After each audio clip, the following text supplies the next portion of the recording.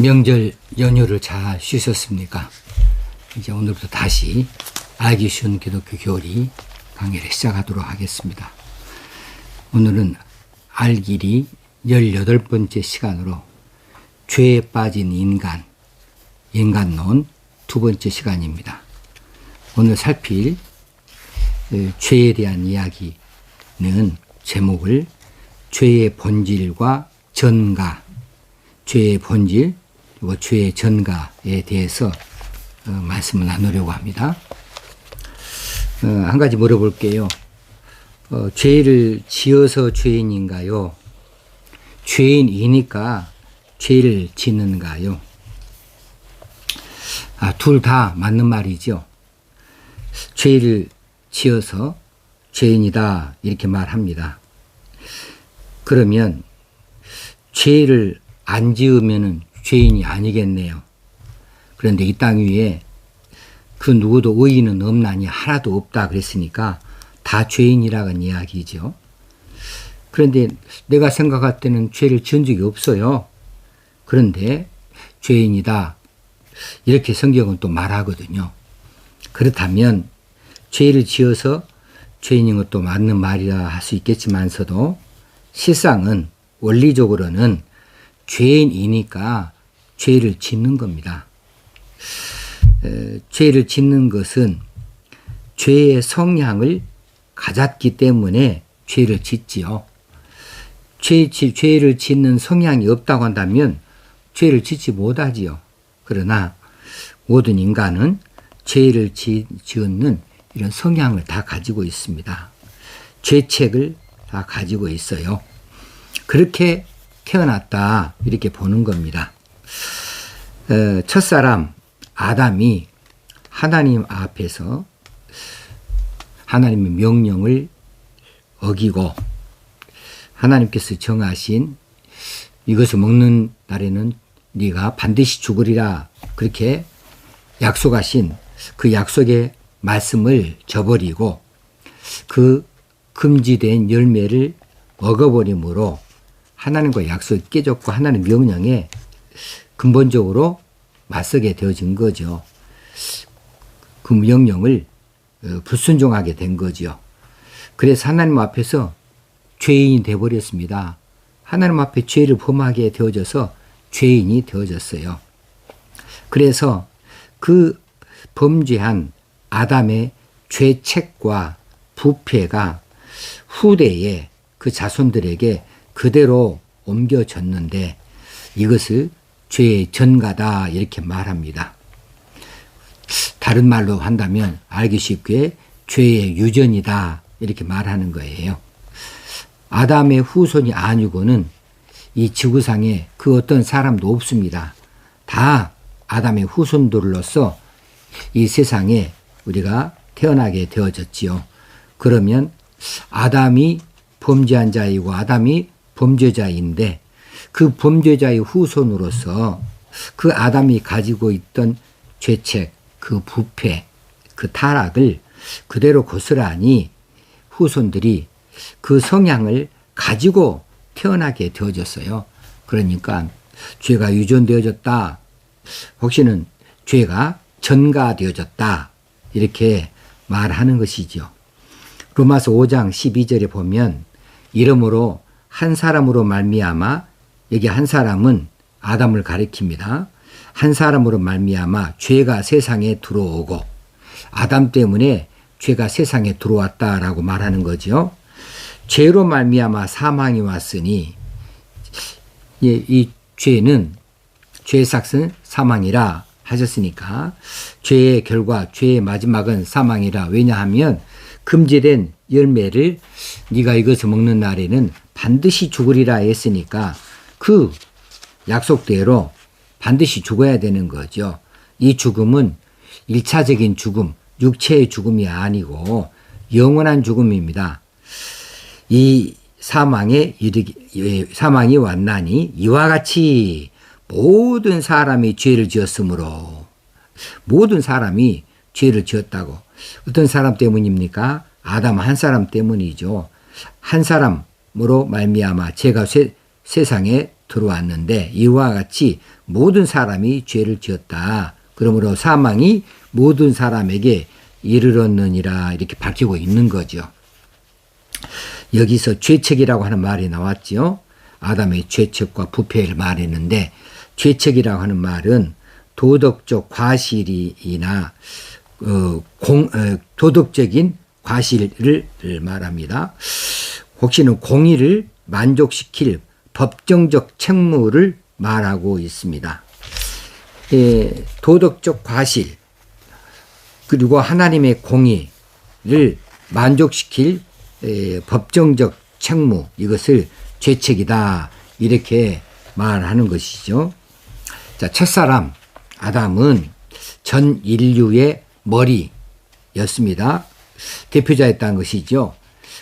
그의 모든 후손들의 대표 자격이었습니다. 그런데 이 대표가 죄인이 되어지니까 나머지 모든 후손들도 다 죄인이 되어지는 거지요. 이것은 하나님의 대표의 원리에 의해서 아담의 죄를 그 후손들의 죄로 하나님께서 함께 여기셨기 까닭에 아담의 죄가 후손들의 죄가 되어지는 것이지요. 자, 여기서 이제 죄의 본질을 이제 한번 살펴보겠습니다. 이 죄는 몇 가지로 나누어서 그 본질을 말할 수 있겠습니다. 죄는 첫째로 특별한 악이다. 특별악이다. 오늘날 많은 사람들이 악이라고 하는 말과 죄라고 하는 말을 혼용해서 사용하는 것 같아요. 이것은 그렇게 잘 한 일이 아닌 것 같습니다. 왜냐하면 악이라는 말과 죄라는 말은 확연히 다른 말이기 때문에 그렇지요. 죄라는 말은 악이라고 하는 말보다도 훨씬 더 특수한 의미가 있는 단어입니다. 그래, 죄는 특별한 악이다. 두 번째는 죄는 절대적인 성질을 가진다. 이렇게 말합니다. 죄는 악의 일종, 즉 인간이 책임져야 할 도덕적 악을 나타내는 것인데 이것이 죄의 본질인데 이로 말미암아서 인간은 정죄 하에 놓이게 되었다. 정한 죄값 밑에 놓이게 되어진 것이라고 하는 거지요. 죄의 본질은 악의 일종, 즉 인간이 책임져야 할 도덕적 악을 나타내는 것이다. 그런 의미에서 절대적 성질을 갖는다. 인간은 선악간에 어느 한쪽에 서 있기 마련이에요. 양쪽에 다 서 있을 수가 없지요. 왜냐하면 선악은 서로 대조적이기 때문에 그렇습니다. 그 중간도 없고요. 양쪽을 다 가질 수도 없고요. 선 아니면 악인데 죄라는 경우는 결국은 악의 편에 있기 때문에 절대적인 성질을 갖게 되어지는 것이지요. 세 번째, 죄는 하나님과 하나님 뜻의 관계를 갖는다. 많은 사람들이 죄 그렇게 이야기하면 남의 것을 도적질했다. 남에게 심한 말을 했다. 남을 구타했다. 이렇게 사람끼리의 관계에서 죄를 생각을 하는 경향이 있어요. 단순히 이웃에게 잘못한 이 악을 행한 일을 죄로 간주하는 그런 경향이 없지 않아 있습니다. 그런데 그것은 이제 원천적으로 잘못 짚은 거죠. 자, 우리가 이웃에 대한 다른 사람에 대한 잘못을 저질렀다 할 때에 먼저는 하나님께 잘못을 한 것이죠. 하나님의 뜻에 어긋난 일을 했기 까닭에 우리가 그것을 죄라 이렇게 말할 수가 있어요. 그런데 그 이웃에게 잘못한 것은 악을 행한 것이지 죄를 행한 것이라고 말하는 것은 성급하지요. 먼저 하나님께 잘못한 거, 하나님 뜻에 완전히 어긋난 거, 이럴 때 이것을 우리는 죄라고 말할 수 있기 때문에 그렇습니다. 자, 죄라고 하는 것은 일전에도 한번 살펴드린 바가 있습니다만은 아주 쉽게 이야기하면 하나님에 대한 인간의 바르지 못한 태도, 하나님에 대한 인간들의 바르지 못한 태도, 이것을 죄라고 말한다고 한다면 이 죄는 하나님과 관련되어진 것이라는 사실이에요. 그리고 하나님의 뜻과 관련되어진 것이라는 것을 알 수가 있는 겁니다. 그래서 단순히 이웃에게 내가 뭔 악을 행했다, 잘못을 했다라고 할 때에 이것은 죄라고 말하는 것이 아니라 이건 악을 행했다고 말하는 것이 더 옳겠고, 그런데 먼저는 이웃에게가 문제가 아니고 하나님께 우리가 잘못을 저지르고 만 것이 되어지죠. 왜냐하면 하나님께서 이웃을 사랑하라고 그랬습니다. 그런데 이웃을 사랑하지 아니하고 하나님께서 금지하신 여러 가지 제목들의 이 악한 일들이 있는데 그 일들을 우리 이웃에게 범하였다, 그 말은 먼저는 하나님의 뜻에 완전히 어긋나는 경우라 말할 수 있겠습니다. 죄는 하나님이나 하나님의 뜻에 대하여서 어긋날 때에 죄라 이렇게 말하고 있는 것입니다. 자, 하나님께서는 이 죄라고 하는 것에 대하여서 이런 것이 죄다고 다 그렇게 고지를 해 주셨어요. 이것이 율법이지요. 하나님께서 율법을 제정해 놓고 이런 것들이 다 죄라고 하는 것을 우리에게 말씀해 주셨어요. 이것은 내 뜻이 아니다, 그 말이죠. 그래서 그 율법에 대하여서 어긋나게 되어지고 율법을 순종하지 아니하게 되어지는 것, 혹시는 뭐 어떤 사람들은 율법과 불일치한 것을 말하는 이런 것이다. 그래서 죄는 하나님의 뜻과 관련되진다는 것을 생각할 수 있어야 되겠습니다. 네 번째, 죄는 죄책과 오염을 내포한다, 가지고 있다고 하는 거죠. 자, 죄라고 하는 것은 첫째로 인간으로 하여금 형벌에 빠뜨리게 하는 죄책, 죄의 책임, 아까 말씀드렸습니다. 죄책이라고 하는 것이 있어요. 도덕적 과실이지요.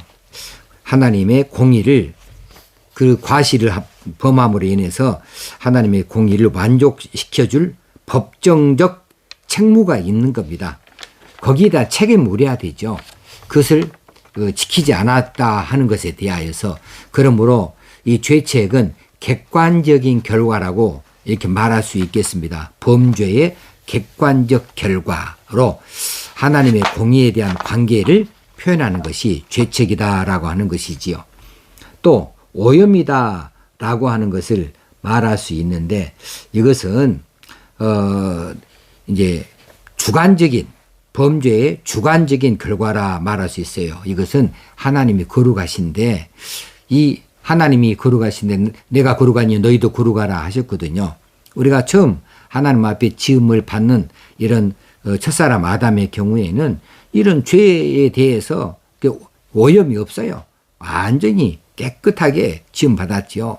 하나님의 형상과 모양대로 지음받고 거기 안에 하나님의 거룩성을 가지고 창조되어졌는데도 불구하고 인간이 이제 이 거룩한 것에 흠집을 남기는 오염을 입게 되어졌다는 사실이죠. 그런 측면에서 주관적인 결과다. 범죄의 주관적인 결과로서는 죄는 오염을 내포하고 있다. 이렇게 말할 수 있겠습니다. 그래서 모든 사람은 아담 안에서 죄가 있는 상태로 태어나게 되어져 있지요. 부패한 성질을 가지고 태어나고 죄의 성질을 가지고 태어나게 되어져 있습니다. 이거 죄책과 오염을 겸하고 있는 거지요.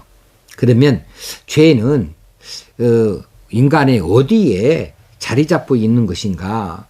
그 부분을 떼내버리면 좋지 않겠는가? 인간의 어느 자리에 이 죄가 자리 잡고 있다면 떼내버리면 시원하겠지만은 죄는 인간의 마음에 자리 잡고 있습니다. 인간의 마음이 죄의 좌소다. 종교심의 좌소도 마찬가지로 인간의 마음이에요. 그 자리를 가지고 마음이라는 자리에 있기 때문에 이 중심에서부터 지, 정의 그 인간의 전체에 영향을 미칠 수밖에 없는 것이고 그것들은 육체를 통해서 나타나게 되어져 있습니다. 그래서 마가복음 7장 21절 이하에 보면 그런 부분에 대한 죄의 제목들이 다 나열이 되어져 있어요. 또 이르시되 사람에게서 나오는 그것이 사람을 더럽게 하느니라. 속에서 곧 사람의 마음에서 나오는 것은 악한 생각, 곧 음란과 도둑질과 살인과 간음과 탐욕과 악독과 속임과 음탕과 질투와 비방과 교만과 우매함이니. 이런 것이 어디서 난다고요? 사람의 마음에서 나오는 것이라고 했어요. 사람의 마음에서 나오는 것은 이런 것들이다. 이 모든 악한 것이 다 속에서 나와서 사람의 마음에서 나와서 사람을 더럽게 하느니라. 이렇게 말씀을 하고 있습니다. 죄는 인간의 마음에 자리 잡고 있는 것입니다. 자, 6번째, 죄는 바깥에 외부로 드러난 것만 늘 말하지 않는다. 외부로 드러난 어떤 행위만을 말하지 않는다. 우리는 많은 경우에 이런 행동으로 나타난 것, 행위로 나타난 것만을 죄로 여기는 수가 있어요. 그런데 실전 부분 그렇죠. 세상에서 벌을 주는 이 형벌을 가하는 이 죄는 실제로 행위를 통해서 나타났을 때에 이것을 죄로 여깁니다. 그런데 인간의 마음속에 품고 있는 것은 죄로 여기지를 않아요. 그건 어떻게 알아볼 수도 없고요. 그런데 성경에서는 그렇지 않습니다. 하나님은 그렇지 않습니다. 죄는 우리가 행실로, 행위로, 행동으로 나타낸 것으로서 그것으로 잘못된 것, 하나님의 뜻에 어긋난 것만을 말하는 것이 아니고 죄악된 어떤 습관이나 마음에 죄악된 어떤 상태 가운데에도 죄라고 물을 수 있는 것들이 많이 있다라고 하는 것이에요. 그래서 벌코프라고 하는 조직신학자, 세계적인 조직신학자, 이분이 조직신학에 대해서는 전 세계적으로 유명하죠. 이분의 죄에 대한 정의가 그것들을 말해주고 있습니다. 벌코프가 말하는 죄는 무엇이냐 하면 행동에서나 우리가 일단 몸으로 나타내버린 거, 외부적으로 드러내버린 것을 말하죠. 행동은 당연히 죄이고 그 다음에 성향에서나 상태에서나 이렇게 세 가지를 말해요. 행동에서, 성향에서, 어떤 상태에서나 하나님의 도덕적 율법에 대한 불순종이다. 이것을 죄라 이렇게 말합니다. 그러니까 우리 외부적으로 행동으로 나타낸 것만이 아니고 우리 안에 마음속에 들어있는 어떤 악한 생각이나 어떤 상태나 어떤 습관의 경우도 다 죄라고 말할 수 있다는 사실입니다.